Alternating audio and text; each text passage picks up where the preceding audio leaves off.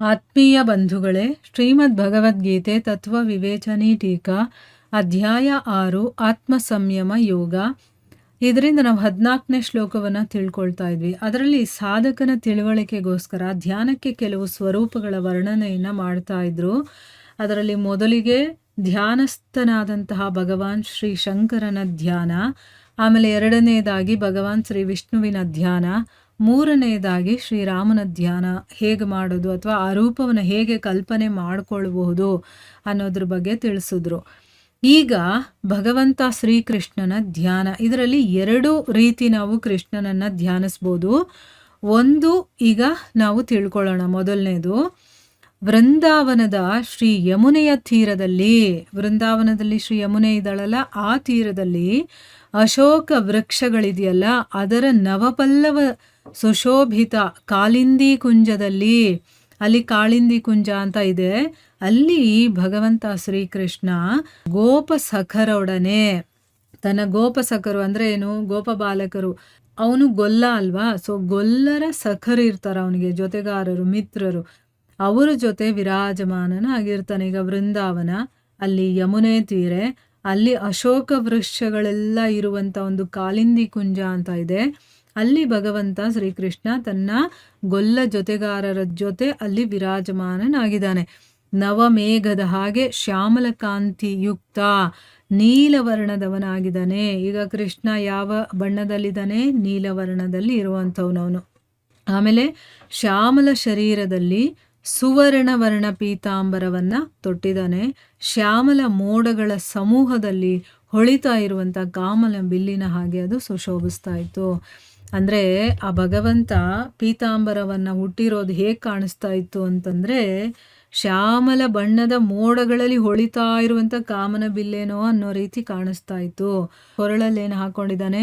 ಸುಂದರವಾದಂಥ ಒಂದು ವನಮಾಲೆಯನ್ನ ಹಾಕೊಂಡಿದ್ದಾನೆ. ಅದರಿಂದ ಸುಂದರ ಪುಷ್ಪಗಳ ಮತ್ತೆ ತುಳಸಿಯ ಸುಗಂಧ ಸೂಸ್ತಾ ಇದೆ. ಭಗವಂತ ಹಾಕೊಂಡಿರುವಂಥ ಆ ಮಾಲೆಯಲ್ಲಿ ತುಳಸಿ ಇದೆ ಮತ್ತೆ ಪುಷ್ಪಗಳಿದೆ, ಸುಂದರವಾಗಿರುವಂಥ ಪುಷ್ಪಗಳಿದೆ. ಅದರಿಂದ ಆ ವಾಸನೆ, ಸುಗಂಧವಾದಂತಹ ಸುವಾಸನೆ ಸೂಸ್ತಾ ಇದೆ. ಎದೆಯಲ್ಲಿ ವೈಜಯಂತಿ ಮಾಲೆ ಸುಶೋಭಿತವಾಗಿದೆ. ಕಪ್ಪಾದ ಸುಂದರ ಗುಂಗುರು ಕೂದಲುಗಳಿದೆ, ಅವು ಕೆನ್ನೆಯ ತನಕ ಹಾರಾಡ್ತಾ ಇದ್ದಾವೆ. ಅಂದರೆ ಕೂದಲು ಬಿಟ್ಕೊಂಡಿದ್ದಾನಲ್ಲ, ಅದು ಕೆನ್ನೆಯ ತನಕ ಬರ್ತಾ ಇದೆ. ಅತ್ಯಂತ ರಮಣೀಯ ಮತ್ತೆ ತ್ರಿಭುವನ ಮೋಹನ ಮುಖಾರವಿಂದವಿದ್ದು ಬಹಳ ಸುಂದರವಾಗಿ ಅವನು ಮುಗುಳ್ನಗ್ತಾ ಇದ್ದಾನೆ. ಅವನು ಮುಖ ನೋಡೋದಕ್ಕಷ್ಟು ಚೆನ್ನಾಗಿದೆ, ಮುಗುಳ್ನಗ್ತಾ ಇದ್ದಾನೆ. ತಲೆಯಲ್ಲಿ ನವಿಲುಗರಿಯ ಮುಕುಟವನ್ನು ಧರಿಸಿದ್ದಾನೆ. ಕಿವಿಗಳಲ್ಲಿ ಕುಂಡಲಗಳು ಓಲಾಡ್ತಾ ಇದ್ದಾವೆ. ಸುಂದರವಾದ ದುಂಡಾದ ಕಪೋಲಗಳು ಕುಂಡಲಗಳ ಪ್ರಕಾಶಮಾನದಿಂದ ಹೊಳಿತಾ ಇದ್ದಾವೆ. ಅಂಗ ಪ್ರತ್ಯಂಗದಿಂದ ಸೌಂದರ್ಯ ಹೊಮ್ತಾ ಇದೆ. ಕಿವಿಗಳಲ್ಲಿ ಕಣಿಗೆಲೆ ಹೂಗಳನ್ನು ಧರಿಸಿದ್ದಾನೆ. ನೋಡಿ, ಭಗವಂತ ಕಿವಿಗಳಲ್ಲಿ ಗಣಿಗಳೇ ಹೂಗಳನ್ನು ಧರಿಸಿದ್ದಾನೆ. ಅದ್ಭುತ ವರ್ಣಗಳಿಂದ ಮತ್ತೆ ಚಿತ್ರ ವಿಚಿತ್ರ ನವೀನ ಪಲ್ಲವಗಳಿಂದ ಶರೀರ ಶೃಂಗರಿಸಲ್ಪಟ್ಟಿದೆ. ಬೇಕಾದಷ್ಟು ಅಲಂಕಾರವನ್ನ ಮಾಡ್ಕೊಂಡಿದ್ದಾನೆ ಭಗವಂತ. ವಕ್ಷಸ್ಥಳದಲ್ಲಿ ಶ್ರೀವತ್ಸ ಲಾಂಛನವಿದೆ, ಕೊರಳಲ್ಲಿ ಕೌಸ್ತುಭಮಣಿ ಇದೆ, ಆಮೇಲೆ ಹುಬ್ಬುಗಳಿದೆಯಲ್ಲ ಅದು ಆಕರ್ಷಕವಾಗಿದೆ, ತುಟಿಗಳು ಕೆಂಪಾಗಿ ಬಹಳ ಕೋಮಲ ಮತ್ತೆ ಸುಂದರವಾಗಿದೆ, ಬಾಗಿದ ಮತ್ತೆ ವಿಶಾಲವಾದಂತಹ ಕಮಲದಂತಹ ಕಣ್ಣುಗಳಿವೆ. ಅವುಗಳಿಂದ ಆನಂದ ಮತ್ತೆ ಪ್ರೇಮದ ವಿದ್ಯುದ್ಧಾರೆ ಹೊರ ಹೊಮ್ಮಿ ಎಲ್ಲರನ್ನೂ ಕೂಡ ತನ್ನ ಕಡೆ ಆಕರ್ಷಿಸ್ತಾ ಇದ್ದಾವೆ. ಆ ಕಾರಣದಿಂದನೇ ಎಲ್ಲರ ಹೃದಯಗಳಲ್ಲಿ ಆನಂದ ಮತ್ತೆ ಪ್ರೀತಿಯ ಸಮುದ್ರ ಉಕ್ಕುತ್ತಾ ಇದೆ. ಮನೋಹರ ತ್ರಿಭಂಗಿ ರೂಪದಿಂದ ನಿಂತಿದ್ದಾನೆ.